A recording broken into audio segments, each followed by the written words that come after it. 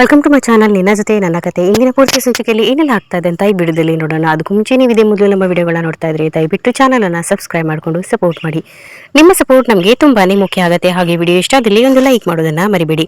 ಈ ಕಡೆ ಶುರುವಿನಲ್ಲಿ ಭೂಮಿ ಸಂಗೀತ ಹತ್ರ ಬಂದ್ಬಿಟ್ಟು, ಅತ್ತೆ ನಾನು ನಿಮ್ಮ ಹತ್ರ ಒಂದು ಮಾತು ಕೇಳಬೇಕು, ಕೇಳಲ್ಲ ಅಂತ ಕೇಳಿದಾಗ, ಏನ್ ಭೂಮಿ ಅದು ಅಂತ ಸಂಗೀತ ಕೇಳ್ತಾರೆ. ನಿನ್ನೆ ಎಲ್ಲರೂ ಕೂಡ ಪಿಕ್ಚರ್ ನೋಡ್ತಾ ಇದ್ದಾಗ ನೀವು ಅಂಜು ಶಾರದಮ್ಮ ಅವರಿಗೆ ಮಾತ್ರೆಯನ್ನ ಕೊಡ್ತಾ ಇದ್ದಾಗ ನಿಮ್ ಕಣ್ಣಲ್ಲಿ ತುಂಬಾನೇ ನೀರ್ ತುಂಬಿಕೊಂಡಿತ್ತು. ಅದನ್ನ ನಾನು ಗಮನಿಸಿದೀನಿ. ಯಾಕೆ ಅಂತ ಕೇಳ್ಬೋದಾ ಅಂತ ಕೇಳಿದಾಗ, ಇನ್ನೇನಿರುತ್ತೆ ಭೂಮಿ, ಅಂಜು ಮತ್ತೆ ನಚ್ಚಿ ನಿಶ್ಚಿತಾರ್ಥ ಕಣ್ಬಿಚ್ಚಿ ತೆಗೆದ್ರೊಳಗಡೆನೆ ಎಲ್ಲದೂ ಮುಗ್ದೋಯ್ತು. ತಾಯಿಯಾಗಿ ನನ್ಗೆ ಅರ್ಥ ಆಗೋದಿಲ್ವಾ ಭೂಮಿ, ನಚ್ಚಿ ಮನೆಯವರ ಬಲವಂತಕ್ಕೋಸ್ಕರ ಈ ಮದ್ವೆಗೆ ಒಪ್ಕೊಂಡಿದ್ದಾನೆ. ಅದು ಅಲ್ದೇನೆ ಅಂಜು ಮನಸ್ಸು ತುಂಬಾ ಅಜಿತೆ ತುಂಬಿಕೊಂಡಿದ್ದ. ಅವಳು ಕೂಡ ಮನೆಯವ್ರ ಬಲವಂತಕ್ಕೋಸ್ಕರ ಈ ತರ ನಿಶ್ಚಿತಾರ್ಥನ ಒಪ್ಕೊಂಡಿದ್ದಾರೆ. ಆದ್ರೆ ನಿನ್ನೆ ಅವರಿಬ್ರು ಕೂಡ ತುಂಬಾನೇ ಖುಷಿಯಾಗಿ ಇದ್ರು. ಅದನ್ನ ನೋಡಿ ನನ್ಗೆ ಸಮಾಧಾನ ಆಯ್ತಮ್ಮ ಅಂತ ಸಂಗೀತ ಅವರು ಹೇಳ್ತಾ ಇದ್ದಾಗ, ಅತ್ತೆ ತುಂಬಾ ಚಿಂತೆ ಮಾಡ್ಬಿಡಿ ನೀವು. ನೋಡಿ, ಈ ತುಪ್ಪ ಕಾಯೋದಕ್ಕೆ ನಾವು ಎಷ್ಟೊತ್ತು ವೇಟ್ ಮಾಡ್ತಾ ಇದ್ದೀವಲ್ವಾ. ಹಾಲ್ಗಿಂತ ಮೊಸರಿಗೆ ಬೆಲೆ ಜಾಸ್ತಿ, ಮೊಸರಿಗಿಂತ ಬೆಣ್ಣೆಗೆ ಬೆಲೆ ಜಾಸ್ತಿ, ಬೆಣ್ಣೆಗಿಂತ ತುಪ್ಪಕ್ಕೆ ತಾನೇ ಬೆಲೆ ಜಾಸ್ತಿ. ಆದ್ರೆ ಈ ತುಪ್ಪ ಸಿಗ್ಬೇಕು ಅಂದ್ರೂ ನಾವು ಅಷ್ಟೇ ತಾಳ್ಮೆಯಿಂದ ಕಾಯ್ಬೇಕು ಅಲ್ವಾ ಅತ್ತೆ. ನಮ್ಮ ನಚ್ಚಿಯನ್ನು ಯಾರು ಅಂತ ಅನ್ಕೊಂಡಿದ್ದೀರಾ? ನಮ್ಮ ಅತ್ತೆ ಸಂಗೀತ ಮತ್ತೆ ಮಾವ ರಾಮನಾರಾಯಣರ ಮಗ. ಅವರಿಂದ ಜೀವನ ಪಾಠನ ಕಲ್ತಿರೋರು. ನೀವೆಲ್ಲ ಎಷ್ಟು ಒಳ್ಳೆಯವರು. ನಿಮ್ಮಂತವ್ರ ಜೊತೆ ನಿಮ್ ಮಗ ಬೆಳೆದಿದ್ದಾನಂದ್ರೆ ಅವನು ಜೀವನದ ಮೌಲ್ಯಗಳನ್ನ ಅತಿ ಎತ್ತರಕ್ಕೆ ತಗೊಂಡು ಹೋಗ್ತಾನೆ ಅನ್ನೋ ನಂಬಿಕೆ ನನ್ಗಿದೆ. ನಮ್ಮ ಅಂಜುಗೆ ಸ್ವಲ್ಪ ಮುಂಗೋಪ, ಅದನ್ನ ನಾನು ಒಪ್ಕೊಳ್ತೀನಿ. ಆದ್ರೆ ನಮ್ಮ ನಚ್ಚಿ ತುಂಬಾನೇ ತಾಳ್ಮೆ ಇರುವಂತನು. ಅವಳನ್ನು ಕೂಡ ಅವ್ನ ತಾಳ್ಮೆ ಬದಲಾಯಿಸುತ್ತೆ. ನೀವು ನೋಡ್ತಾ ಇರಿ, ನೀವು ಮತ್ತೆ ಮಾವ ಇವಾಗ ಇದಿರಲ್ವಾ ಆದರ್ಶ ದಂಪತಿಗಳು. ಹಾಗೇನೆ ನಚ್ಚಿ ಮತ್ತು ಅಂಜು ಕೂಡ ಮುಂದೆ ತುಂಬಾನೇ ಚೆನ್ನಾಗಿರ್ತಾರೆ. ಎಲ್ಲರ ಹತ್ರನು ಒಳ್ಳೆ ಹೆಸರನ್ನ ತಗೊಳ್ತಾರೆ. ನೋಡ್ತಾ ಇರಿ ಅಂತ ಭೂಮಿ ಹೇಳ್ತಾ ಇದ್ದಾಗ, ಬೇಡಮ್ಮ ಬೇಡ, ನಮ್ದು ತುಂಬಾ ಹಳೆ ಕತೆ ಆಯ್ತು. ಇವಾಗ ನೀವಿದ್ದೀರಾ ನೋಡು, ನೀನು ಮತ್ತೆ ಅಜಿತ್ ಇದ್ದೀರಲ್ವಾ, ನೀವಿಬ್ರು ಕೂಡ ನೋಡ್ತಾ ಇದ್ರೆ ತುಂಬಾನೇ ಖುಷಿ ಆಗುತ್ತೆ. ನಿಮ್ ಜೋಡಿನ ಮೇಡ್ ಫಾರ್ ಈಚ್ ಅದರ್ ತರ ಇದ್ದೀರಾ. ನಿಮ್ ತರನೇ ನನ್ನ ಮಗ ಮತ್ತೆ ಸೊಸೆ ಇದ್ರೆ ಸಾಕು. ನಿಮ್ಮ ಜೋಡಿ ಎಲ್ಲರಿಗೂ ಮಾದರಿಯಾಗಿರುತ್ತೆ. ನೋಡು, ನೀನು ರಾತ್ರಿ ಇಡೀ ನನ್ನ ಮಗನ್ನ ನಿನ್ ಮಡ್ಲಲ್ಲಿ ಮಗು ತರ ಮಲ್ಸ್ಕೊಂಡು ನೋಡ್ಕೊಂಡಿದ್ಯಲ್ವಾ, ಅದನ್ನ ನೋಡಿ ನಮ್ಗೆ ಎಷ್ಟು ಖುಷಿ ಆಯ್ತು ಗೊತ್ತಾ ಅಂತ ಸಂಗೀತ ಅವ್ರು ಹೇಳ್ತಾ ಇದ್ದಾಗ, ಭೂಮಿ ಈ ಮಾತನ್ನ ಕೇಳಿ ತುಂಬಾನೇ ಡಲ್ ಆಗಿ ರೂಮ್ಗೆ ಬಂದಾಗ ಅಷ್ಟರಲ್ಲಿ ಅಜಿತ್ ನಿದ್ದೆ ಮಾಡ್ಬಿಡ್ತಾನೆ. ಭೂಮಿ ಅಜಿತ್ ಪಕ್ಕದಲ್ಲಿ ಕೂತೋ ಅಂತ ಅಲೆನ ಸವರ್ತಾ ತುಂಬಾ ಖುಷಿಯಾಗಿ ಇರ್ತಾಳೆ. ಭೂಮಿ ಕ್ಯಾಲೆಂಡರ್ ಬಗ್ಗೆ ನೆನಪಾಗ್ಬಿಟ್ಟು ಹೋಗಿ ಫೋಟೋನ ತೆಗೆದು ಕ್ಯಾಲೆಂಡರ್ನ ಡೇಟ್ ಅನ್ನ ಮಾರ್ಕ್ ಮಾಡ್ತಾ ಇರ್ತಾಳೆ. ನಂತರ ಫೋಟೋನ ವಾಲ್ ಮೇಲೆ ಹಾಕ್ಬಿಟ್ಟು ಭೂಮಿ ಮತ್ತೆ ಅಜಿತ್ ಪಕ್ಕದಲ್ಲಿ ಬಂದು ಕೂತ್ಕೊಂಡು, ಸಾಹೇಬ್ರೆ, ನಿಮ್ಮ ಜೊತೆಲಿ ಕಳೆಯೋ ಕೊನೆಯ ದಿನಗಳನ್ನ ನಾನು ಎಣಿಸ್ಬೇಕಾ? ನನ್ನ ಕೈಯಲ್ಲಿ ಆಗ್ತಾ ಇಲ್ಲ ಸಾಹೇಬ್ರೆ. ಒಂದೇ ಒಂದ್ಸಲ ಭೂಮಿ, ನನ್ನ ಜೊತೆಗೆ ನೀನು ಕೊನೆವರೆಗೂ ಇದ್ಬಿಡು ಅಂತ ಹೇಳಿ ಸಾಹೇಬ್ರೆ, ಪ್ಲೀಸ್. ನೀವು ಈ ರೀತಿ ಅನ್ನೋದಿಲ್ಲ ಬಿಡಿ. ನೀವು ಈ ರೀತಿ ಅನ್ನೋದಾದ್ರೆ ನಾನು ಈ ತರ ಕ್ಯಾಲೆಂಡರ್ ಅಲ್ಲಿ ಟಿಕ್ ಮಾಡೋದನ್ನ ನೋಡಿ ನೀವು ತಡಿತಾ ಇದ್ರಿ.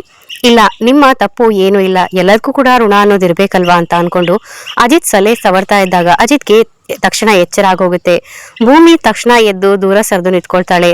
ಅಜಿತ್ ಎದ್ದು ಕೂತು, ಏನ್ ಮಾಡ್ತಾ ಇದ್ಯಾ ಭೂಮಿ ಅಂತ ಕೇಳಿದಾಗ, ಸಾಹೇಬ್ರೆ, ಹೊರಗಡೆ ರಂಗೋಲಿನ ಹಾಕಿಲ್ಲ, ಆಮೇಲೆ ಒಲೆ ಮೇಲೆ ಕಾಫಿ ಇಟ್ಟಿದ್ದೀನಿ, ಎಲ್ಲರಿಗೂ ಕೊಡ್ಬೇಕು, ನಿಮ್ನ ಎಬ್ಸೋಣ ಅಂತ ಬಂದೆ, ನೀವೇ ಎಚ್ಚರ ಆಗೋದ್ರಿ, ರಂಗೋಲಿನ ಹಾಕ್ಬಿಟ್ಟು ಬರ್ತೀನಿ ಅಂತ ಹೇಳ್ಬಿಟ್ಟು ಭೂಮಿ ಅಲ್ಲಿಂದ ತಪ್ಸ್ಕೊಂಡು ಹೋದಾಗ, ಸಾಹೇಬ್ರೆ 5 ನಿಮಿಷ ಅಂತ ಹೇಳಿ ಭೂಮಿ ಅಲ್ಲಿಂದ ಹೊರಟೋಗ್ತಾಳೆ.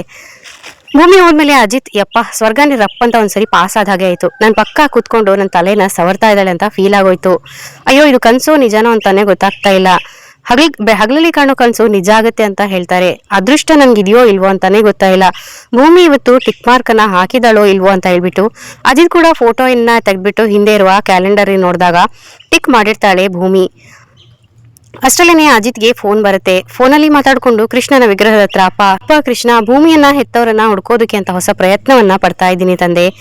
ಅವಳ ತಾಯಿ ತಂದೆನ ಹುಡ್ಕೋದಕ್ಕೆ ಒಂದೇ ಒಂದು ಹೊಸ ದಾರಿ ಸಿಗೋ ಹಾಗೆ ಮಾಡು. ಆಗ ಭೂಮಿ ನನ್ಗೆ ಕೈಗೆ ಸಿಕ್ಕಿದ ದಿನ ಅವ್ರು ಕೆಲಸ ಮಾಡ್ತಾ ಇದ್ದಂತ ಓನರ್ ಹತ್ರ ಇವತ್ತು ಅವ್ರು ಬರ್ತಾ ಇದ್ದಾರೆ. ಅವ್ರ ಮೂಲಕ ನಾನು ಭೂಮಿಯ ಅಸ್ತಿತ್ವವನ್ನ ಕಂಡಿಡುವ ಒಂದು ಚಿಕ್ಕ ಪ್ರಯತ್ನ ಮಾಡ್ತಾ ಇದ್ದೀನಿ.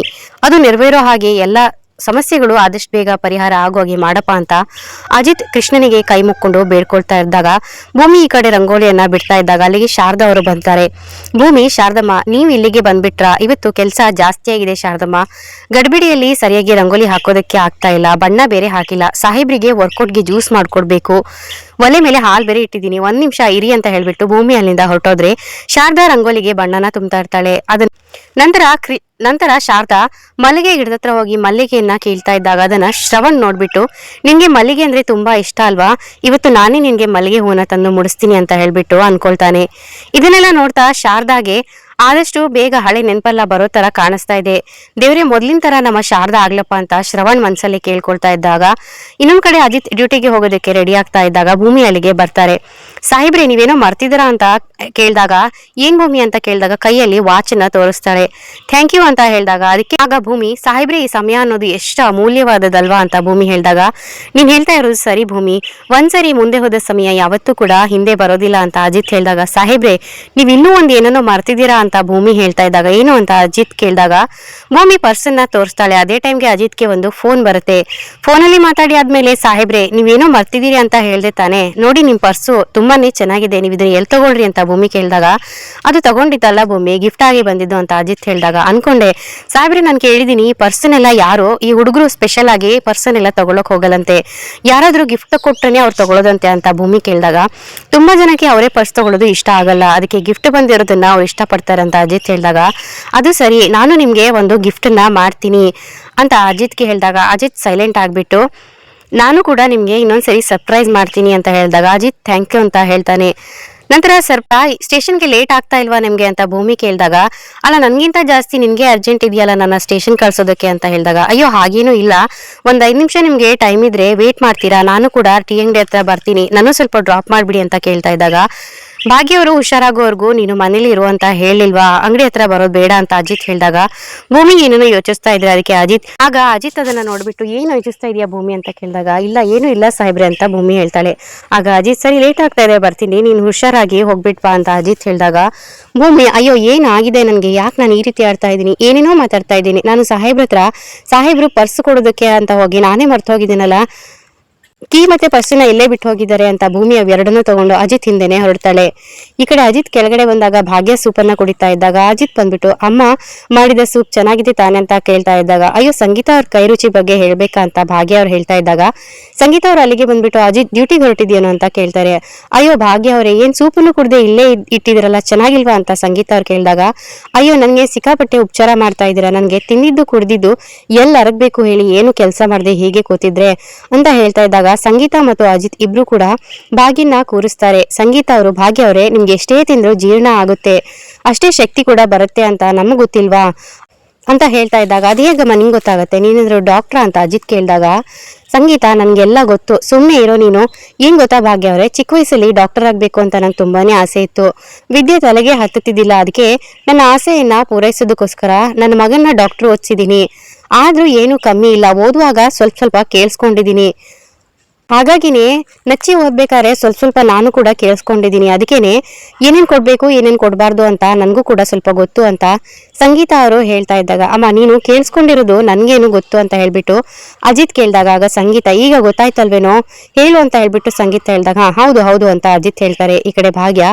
ಈ ಮನೆ ಯಜಮಾನಿ ನೀವು ನೋಡಿದ್ರೆ ನನ್ಗೆ ಸೇವೆ ಏನ್ ಮಾಡ್ತಾ ಇದ್ದೀರಲ್ಲ ಅಂತ ಹೇಳಿದಾಗ ಸಂಗೀತ ಭಾಗ್ಯ ಅವರೇ ನೀವು ಎಲ್ಲದಕ್ಕೂ ಕೂಡ ಮುಜುಗರ ಪಟ್ಕೊಳ್ಬೇಡಿ, ಇದನ್ನ ಕೂಡ ನಿಮ್ಮನೆ ಅಂತಾನೆ ಅನ್ಕೊಳ್ಳಿ, ಇಲ್ಲಿ ನಿಮ್ಮ ಮನೆಯವ್ರು ಎಲ್ಲರೂ ಕೂಡ ನಿಮ್ಗೆ ಗೌರವವನ್ನ ಕೊಡ್ತಾರೆ ಅಂತ ಹೇಳ್ತಾ ಇದ್ದಾಗ ಭೂಮಿ ಅಲ್ಲೇ ಬಂದು ಕೇಳಿಸ್ಕೊಂತಾಳೆ.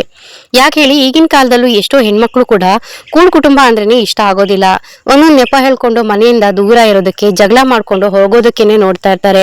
ಅಂಥದ್ರಲ್ಲಿ ನಮ್ಮ ಭೂಮಿ ಮನೇನ ತನ್ನ ಮನೆ ಅಂತ ಅನ್ಕೊಂಡು ನಮ್ಮನ್ನೆಲ್ಲ ಅವಳ ಮನೆಯವರು ಅಂತ ಅನ್ಕೊಂಡು ಪ್ರೀತಿಯಿಂದ ಆರೈಕೆ ಮಾಡ್ತಾಳೆ ಗೊತ್ತಾ, ಅಂತ ಮಗಳನ್ನ ನೀವು ಹೆತ್ತು ನಮ್ಗೆ ಕೊಟ್ಟಿದ್ದೀರಾ, ನಿಮ್ ಸೇವೆಯನ್ನ ಇಷ್ಟು ಮಾಡದೇ ಇದ್ರೆ ಎಷ್ಟು ಮಾಡಿದ್ರು ಕಮ್ಮಿನೇ, ಇಂಥ ಸೊಸೆನ್ ಪಡೆಯೋದಕ್ಕೆ ನಾವು ಪುಣ್ಯ ಮಾಡಿದ್ವಿ ಅಲ್ವೇನೋ ಅಜಿತಾ ಅಂತ ಸಂಗೀತ ಅವ್ರು ಹೇಳಿದಾಗ ಭೂಮಿ ಸೊಸೆಯಾಗಿ ಒಪ್ಪಂದ ಮುಗಿದ ತಕ್ಷಣ ಇಲ್ಲಿಂದ ಹೊರಟೋಗ್ತಾಳೆ ಅನ್ನೋ ವಿಷಯ ನಿಮ್ಗೆ ಏನಾದ್ರೂ ಗೊತ್ತಾದ್ರೆ ನೀವ್ ಹೇಗ್ ರಿಯಾಕ್ಟ್ ಮಾಡ್ತೀರಾ ಅಂತಾನೆ ಗೊತ್ತಿಲ್ಲ ಅಮ್ಮ, ಎಲ್ಲದಕ್ಕೂ ಮೇಲೆ ಅವಳು ನನ್ನ ಜೀವನನ ಬಿಟ್ಟು ಹೋಗ್ತಾ ಇರೋದನ್ನ ನನಗೆ ಹೇಗೆ ಅರಗಿಸ್ಕೊಳ್ಳೋದು ಅಂತಾನೆ ಗೊತ್ತಾಗ್ತಾ ಇಲ್ಲ ಅಂತ ಅಜಿತ್ ಯೋಚನೆ ಮಾಡ್ತಿದ್ದಾಗ ಭೂಮಿ ಮನ್ಸಲ್ಲಿ ಒಂದೊಂದ್ಸಾರಿ ಈ ಮನೆ ಸೊಸೆಯಾದ್ರೆ ಅದ್ ಎಷ್ಟು ಚೆನ್ನಾಗಿರ್ತಾ ಇತ್ತು ಅನ್ಸುತ್ತೆ, ಎಲ್ಲವನ್ನು ಹೇಳ್ದೇನೆ ಅರ್ಥ ಮಾಡ್ಕೊಳ್ಳೋ ಅಂತ ಗಂಡ, ಅದಕ್ಕಿಂತ ಹೆಚ್ಚಾಗಿ ಹೆತ್ತ ತಂದೆ ತಾಯಿ ತರ ನೋಡ್ಕೊಳ್ಳೋ ಅತ್ತೆ ಮಾವ ಅಂತ ಭೂಮಿ ಕೂಡ ಅಂದ್ಕೊಳ್ತಾ ಇದ್ದಾಗ ಮುಂದೆ ಈ ಮನೆಗೆ ಯಾರೇ ಸೊಸೆಯಾಗಿ ಬಂದ್ರು ಇವ್ರ ಒಳ್ಳೆ ಗುಣಗಳು ಅವಳ ಕೆಟ್ಟ ಗುಣಗಳನ್ನ ಕರಗಿಸ್ಬಿಡುತ್ತೆ ಅಂತ ಭೂಮಿ ಅನ್ಕೊಳ್ತಾರೆ.